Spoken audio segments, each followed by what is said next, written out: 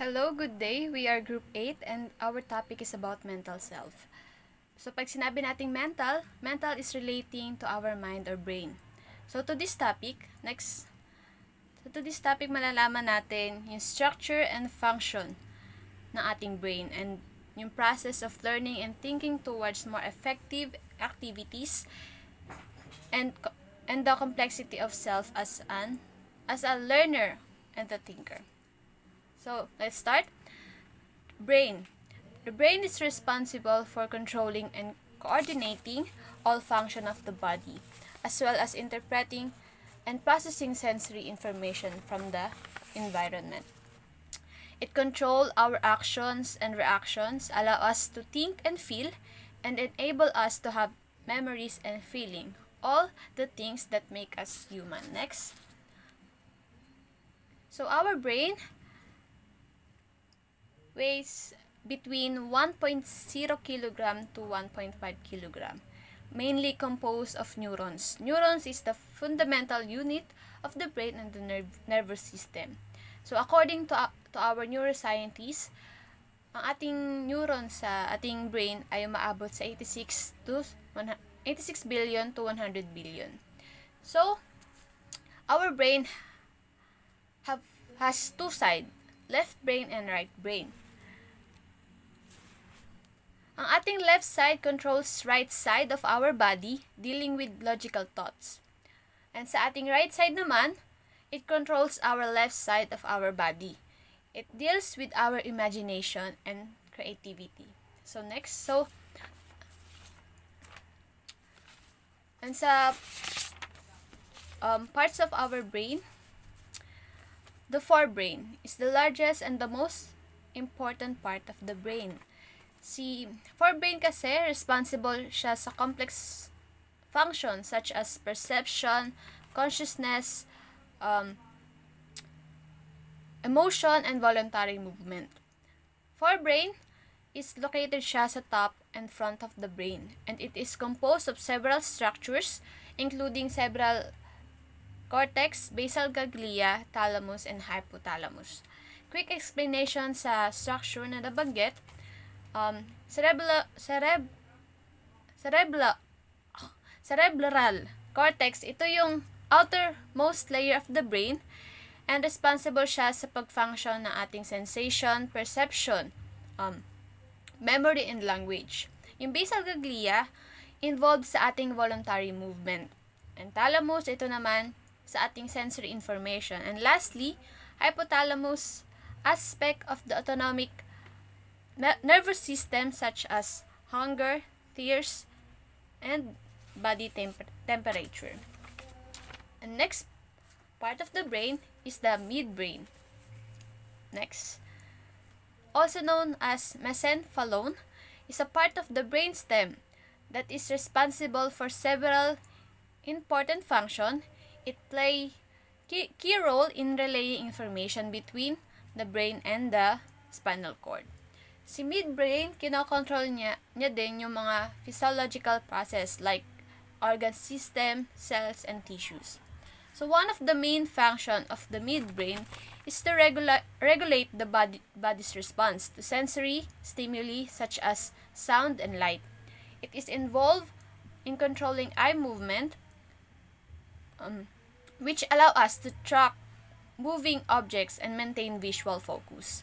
Yung midbrain, tumutulong din siya sa pag-coordinate sa ating body movements and balance by integrating information from the inner ear and the other sensory system.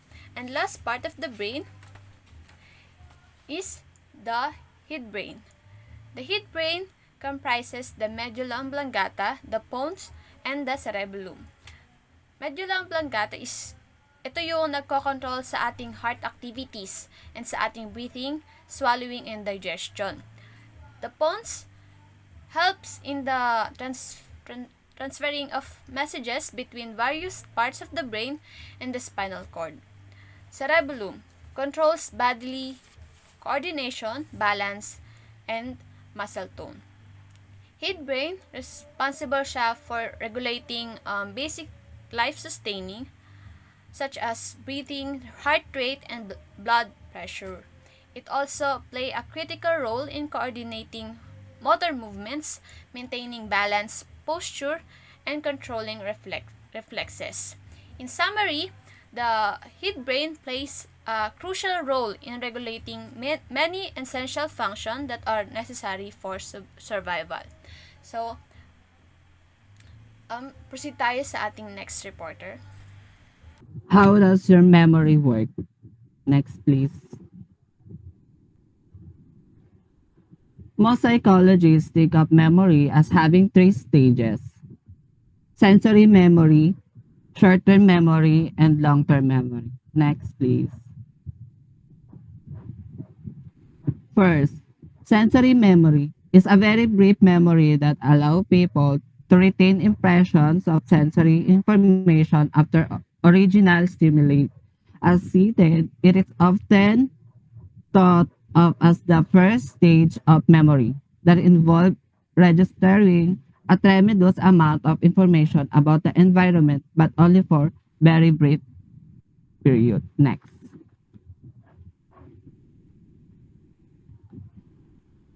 Examples. If you are sitting to the desk and you look around, you notice the front of elements like computer, phone, water bottles, notebook, and etc. Your ability to recognize the element or thing is sensory memory. Next, please. There are three types of sensory memory. First, iconic memory. Second, echoic memory. And third one, haptic memory. Next, please. Iconic memory, also known as the visual sensory memory that involves a very brief image. This type of memory typically lasts millisecond. Ito yung ability natin na nakakakita tayo. Tapos, yung tinatagal lang niya is milliseconds lang, mga siguro 2 to 3 seconds ka na. Next, please. Echoic memory, also known auditory sensory memory, and that involves a very brief of memory of sound. This type of sensory memory can last up to 3 to 4 seconds. Ito namang ability natin na ito. Ito yung nakakarinig tayo ng mga bagay na ano. Like, kunyari, ito, nagsasalita ako, ganyan. Ang tinatagal naman nito is 3 to 4 seconds. Next, please. Haptic memory, also known as statical memory, and that's involved a very brief of memory of touch. This type of sensory memory lasts up to 2 seconds. Ito yung ability naman natin na nakaka-touch tayo or nakakahawak tayo ng mga bagay-bagay. Ganun. Next, please. Sensory memory plays a vital role in your ability to take in information and interact with the world around you. This type of memory allows you to retain brief impression of vast amount of information. The purpose of sensory memory is to retaining the information to long enough to be recognized and then select to the information to be paused into the short-term memory. Short-term memory is the capacity to keep a small amount of information in mind in active, readily available state for a short period of time. To be better understand, the short-term memory refers need to look at how information processes when they consume information. It first goes sensory memory and some of information goes to short-term memory. We retain it for little bit before restoring it to the long-term memory. Next, please. If you guys know this cartoon movie Finding Nemo, si Dory dito ay meron siyang condition na short-term memory loss. And hinahanap ni Marlin dito si Nemo and si Dory yung nakakita ng boat kung saan nakuha si Nemo ng fisherman. Then, nung ituturo na ni Dory kung nasan kung saang lugar si Nemo nakuha ng fisherman na yon, nakalimutan niya kung saan So after 20 to 30 seconds, bago niya ulit naalala na ituturo niya nga pala kung nasaan yung boat na pinagyarihan dyan sa kwento na yan. Next, please. Long-term memory refers to the memory process in the brain that takes information from the short-term memory store at create long-lasting memory. This memory can be from an hour ago or several decades ago.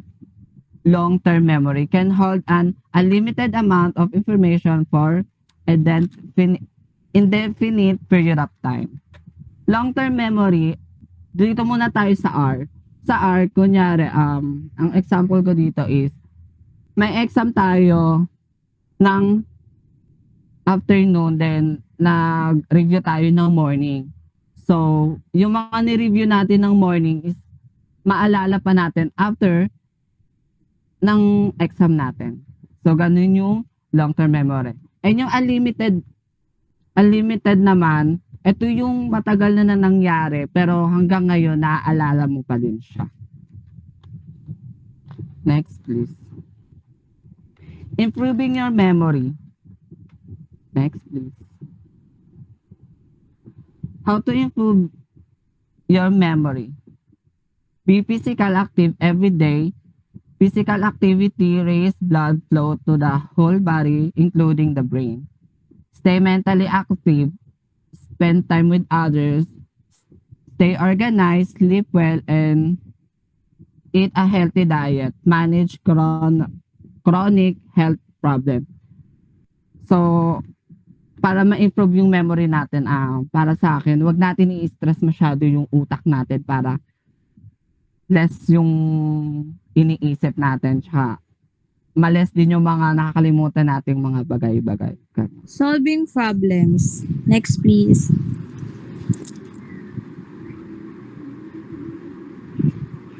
Next, please.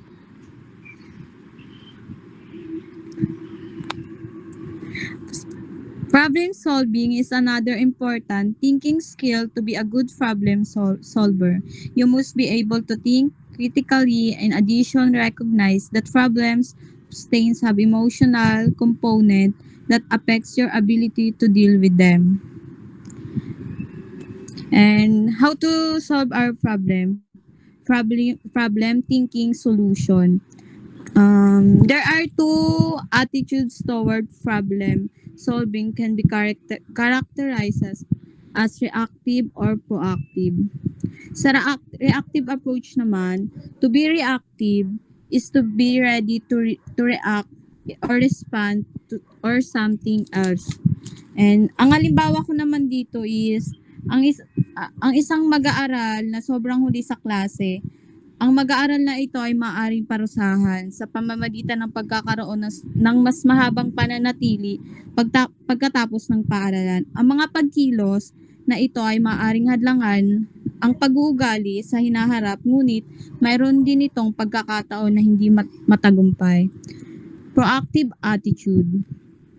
Attitude takes responsibility and is committed to solving the problem. So before we undertake the steps involved in thinking through and solving a problem, it's important to have positive attitude. Sa proactive attitude ko naman, meron akong examples. First is doing extracurricular work to increase chances of getting into college. Asking your professor for advice on how to complete an assignment. Writing daily to-do list. Sa reactive negative naman, makes fun of others. Pag pinag-compare mo siya sa proactive positive, accepts differences, and ignores bullies, helps others. Yun lang.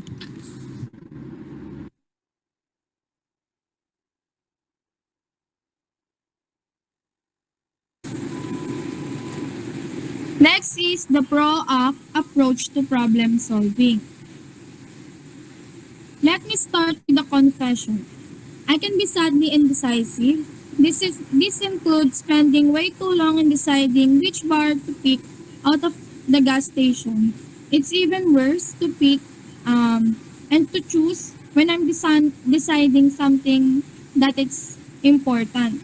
Like what should I choose for our today's meal? But sometimes weaknesses can result in good outcomes. In this case, it led me to discover a decision-making framework that although it doesn't decide for you and help you focus on the most relevant considerations as you make your decision. Also, by providing a structure to the decision-making process, it lessens the chance you'll be influenced by common decision-making errors that result when we rely merely on our intuitive thinking. So, the PRO-ACT model. What is the PRO-ACT model? It consists of following components. The problem, objectives, alternatives, consequences, and trade-offs. So, first is, let me explain first. This is typically each of these components is a step in decision-making process. You'll first determine what the problem is and that you're making decision about. Then you'll consider your objectives, then the alternatives, etc. Although the components are usually worked through in this order, it doesn't have to be linear process. The framework allows for iteration going back to an earlier step to modify a conclusion when new information or reasoning identifies better ways of thinking about a step. One benefit of PRO-ACT is that it can be used in decision-making scenarios of various complexity, importance, and urgency. Each step can be gone through quickly or slowly depending on the importance or urgency of the decision. However, because we frequently have to make in the movement decisions, we don't have the time to go through the entire process. But even we don't have time to do so, PRO-ACT can still be helpful.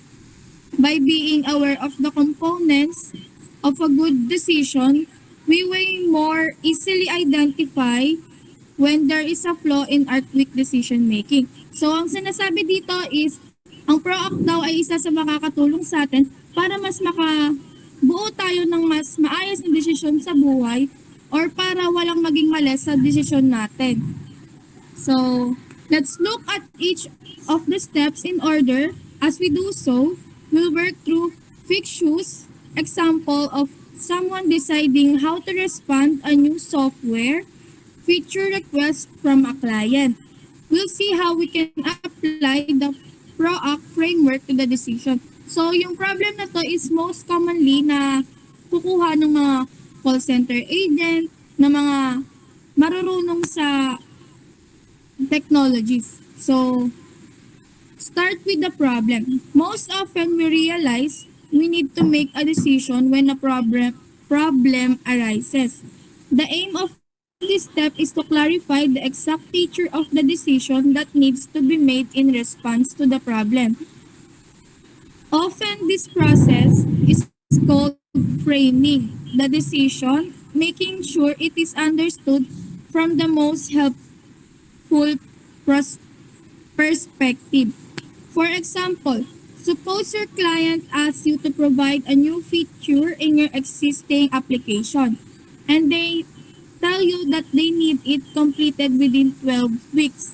Consider the size of your small delivery team and realize there's no way you can fulfill the request on top of the work you already have in that time.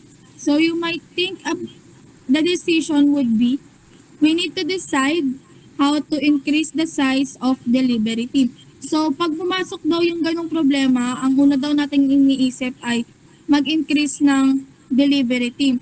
But hindi natin napapansin, providing a software feature quicker can be accomplished in various ways, setting aside current feature of work, using a third-party solution, or etc.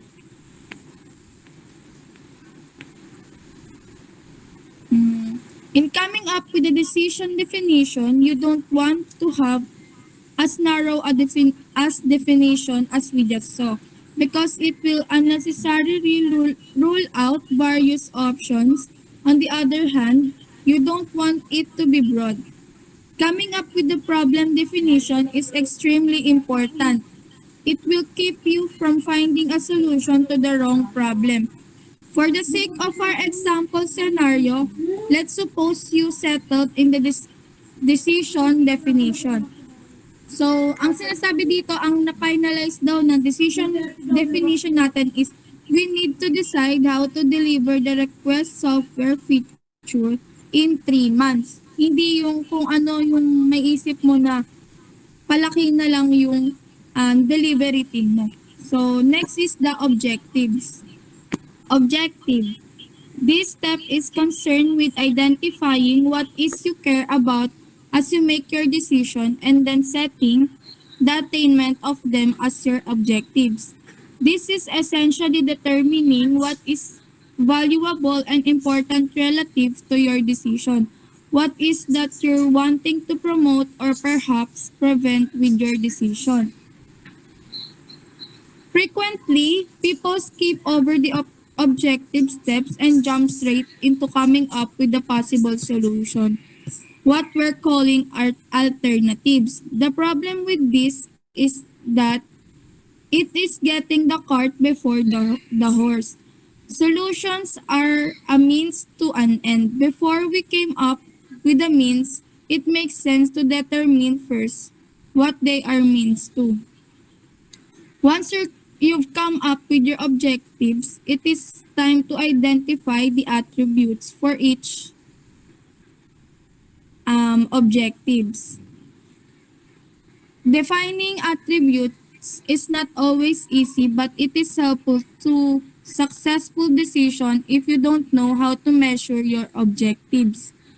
So, sinasabi dito na yung objectives daw ay minsan hindi na ginagamit sa PROACT, pero hindi nila alam na mas importante yon kasi doon natin malalaman kung ano yung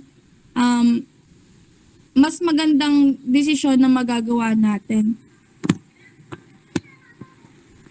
Next is alternatives. Now that we have our objectives in hand, we can work to come up with the various possibilities for meeting those objectives. The PROACT models calls these alternatives.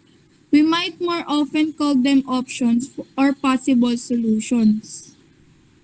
So, continuing dun sa problem na software feature request, given that we've determined our objectives, we can now work to figure out possible alternatives. So, suppose after that, we use how to brainstorm is outside the scope of this article, but I want to share one tip that is made possible by the PROACT model.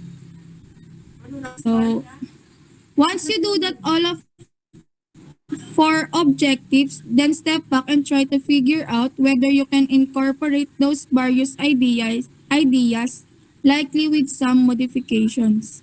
Suppose that after brainstorming, we came up with 3 seemingly variable solutions.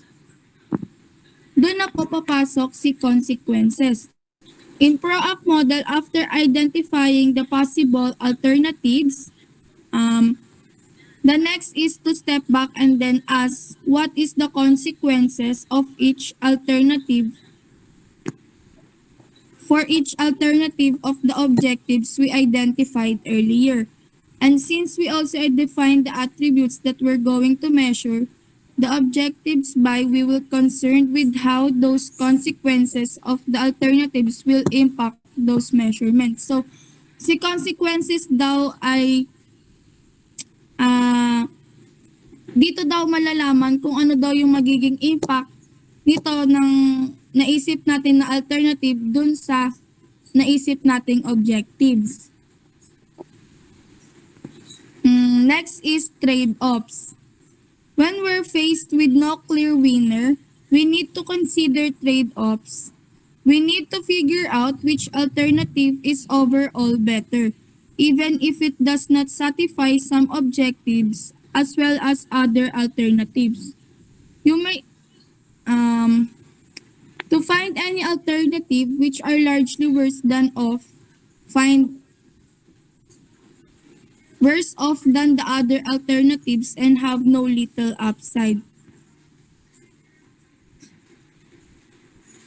So, hopefully, the core elements of PROACT are enough to help you think more clearly and effective about any significant decisions you need to make. And less for important decisions, even if you don't formally progress through the individual steps, being aware of the components of a good decision can help you make better choices intuitively. So next is improving your creativity. Creativity does not depend on intelligence or talents, rather creativity depends on how we use our brain. So simple as that, maintindihan mo naman kung ano yung sinabi ng definition niya na yung creativity daw ay hindi daw ibig sabihin may talento ka or um, matalino ka, but kung paano mo ginagamit yung utak mo. Next is associate thinking. It's a method in which you let your mind wander from one thing to another, even seemingly unrelated matters, in order to fresh insights on a problem. Next is back burner thinking. Involves knowing when to stop thinking about a problem and let your conscious mind take over. Next is mind mapping. It's a creative technique that draws on the visual, intuitive thought process that we often neglect when trying to solve a problem. Okay, so ngayon mag-proceed naman tayo sa kay Gardner's 8 frames of mind. So, si Howard Gardner, isa siyang American psychologist na kilala sa kanyang theory of multiple intelligence. So, dito sa theory of multiple intelligence, tinutukoy dito na lahat daw tayo ng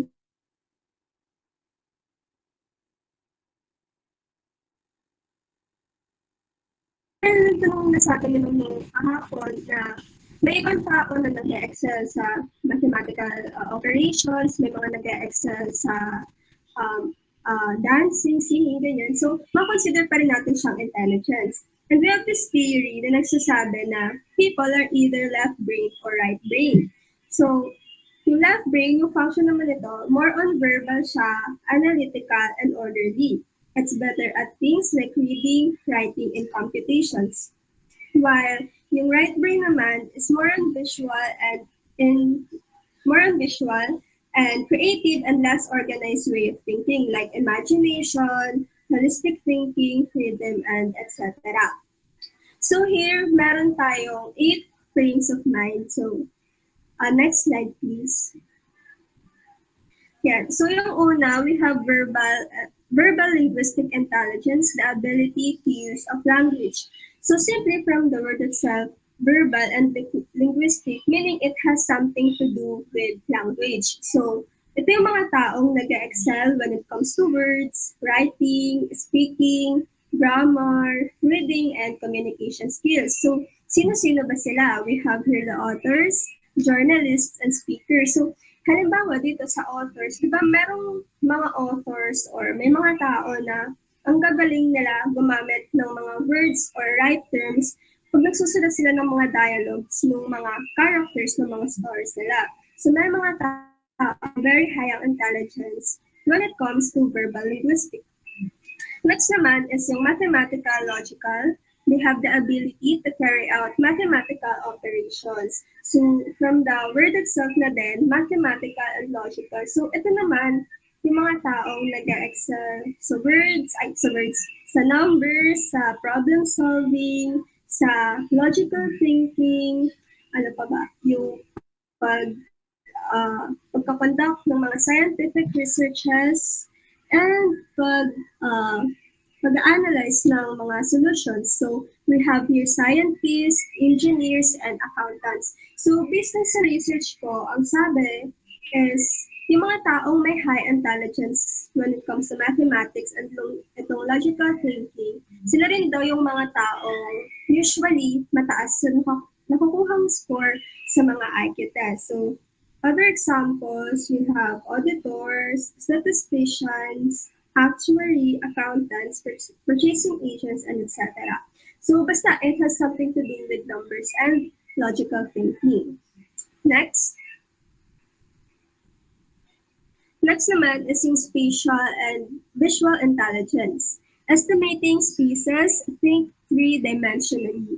So, sa spatial and visual naman, ito yung mga taong magaling mag-manipulate ng mga bagay sa isipan nila. Sila yung, they have this ability to visualize, to remember images, remember the fine details of an object, and etc.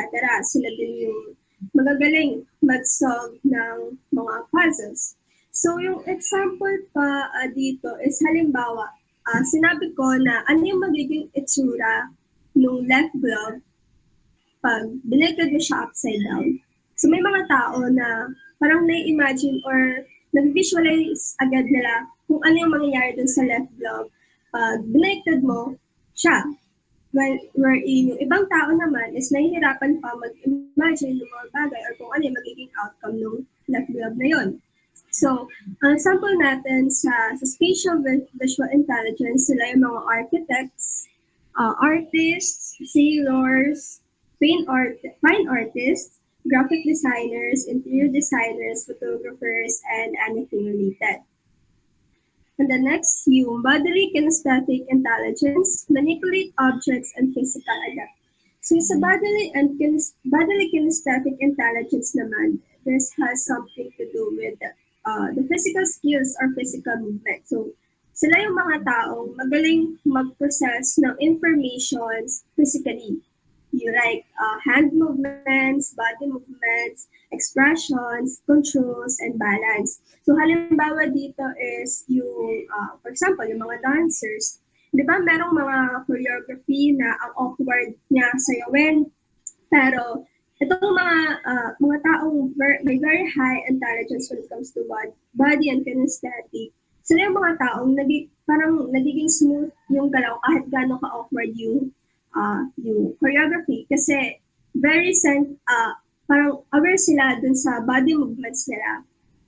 So, ang examples natin dito, yung athletes, dancers, surgeons, etc. Next, we have musical intelligence, sensitive pitch, melody, rhythm, and tone. So, from the word itself, syempre, musical, it has something to do with music. Ito yung mga taong sensitive sa mga tones, they have the ability to create sounds sa mga beats.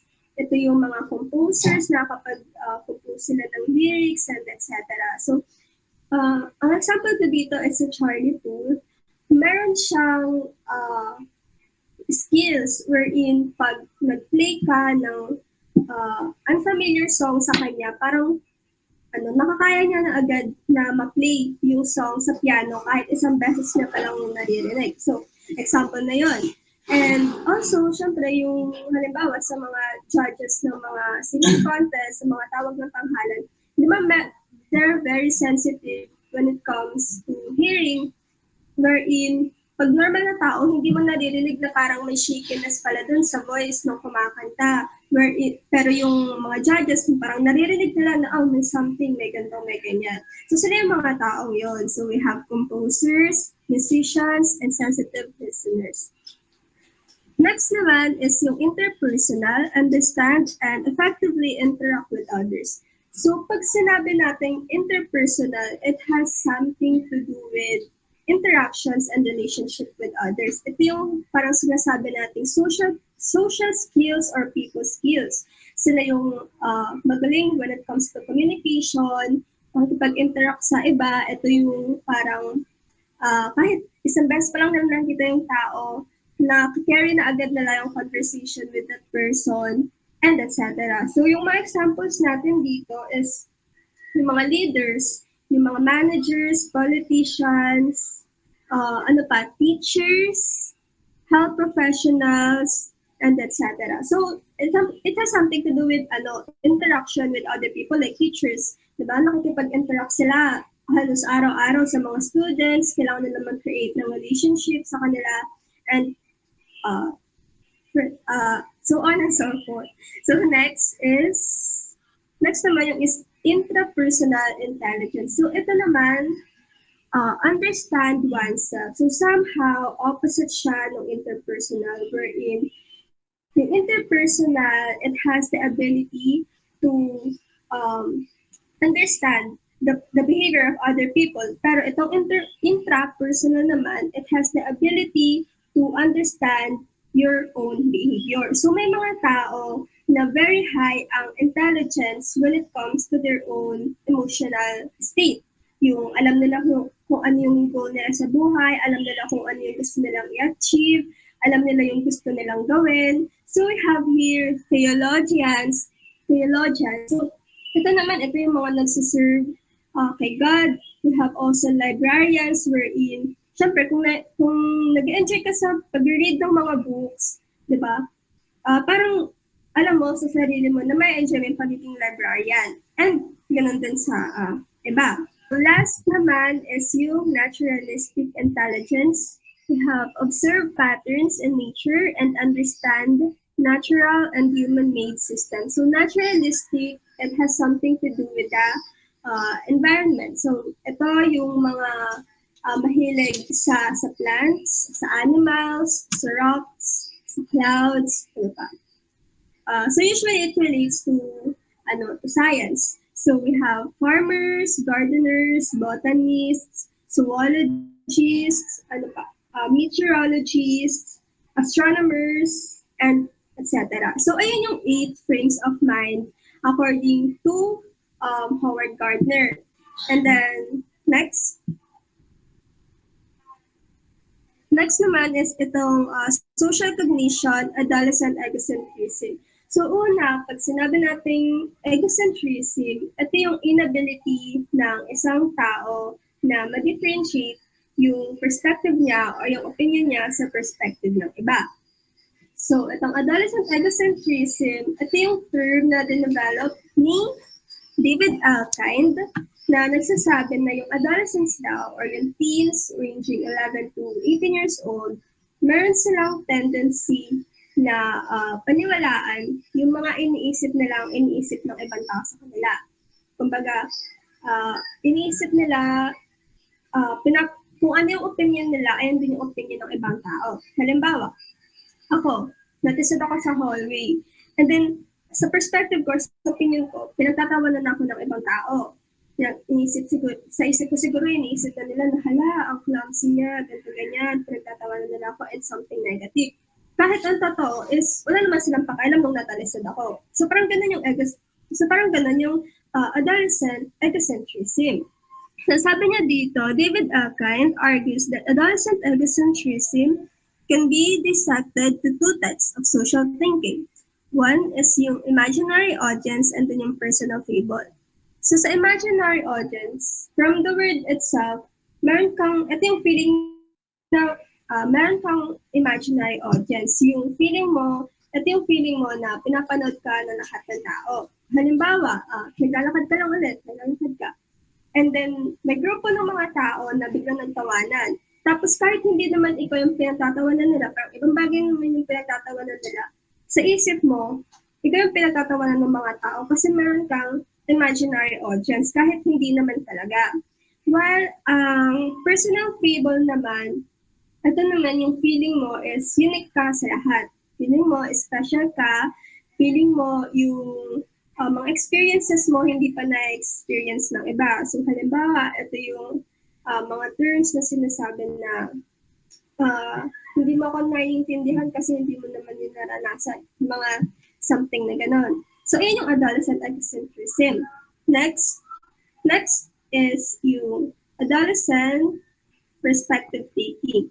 So, yung adolescent perspective taking naman, ito naman somehow opposite siya ng adolescent egocentrism wherein kung sa egocentrism, mas nakafocus ka sa sarili mong perspective, sa perspective taking, from the word itself, tinitake mo yung perspective ng iba. You are looking beyond your own point of view, in which nakakonsider mo na yung iniisip or nararamdaman ng ibang tao. Yung, yung term na putting yourself in someone else's shoes. So parang ayun yung perspective taking. Nilalagay mo yung sarili mo dun sa perspective ng iba. Like halimbawa, meron kang kakilala na friend na nalaman mo na nag-divorce yung parents niya. And then, parang iisipin mo na, what if ako yung nasa ganong sitwasyon? So, feeling ko hindi ko kakayanan, malulungkot ako. Parang ganun yung perspective taking. And sinasabi dito na researchers have found that changes in perspective taking are likely involved in the development of adolescent egocentrism. So, according to what I've researched when it comes to correlation ng egocentrism and perspective taking, sabi, adolescents would have to switch instantaneously from being egocentric to having the ability to take the perspective of others. However, such an immediate transition is not possible, and acquisition of perspective taking skills, like any other skill, involves a process. Although perspective taking and egocentrism appear to be opposites and seem incapable of occurring simultaneously, most theories have provided support for the notion that acquiring one from the other is a process, and during which both will simultaneously occur at some point. And that is all. Thank you. Thank you for listening.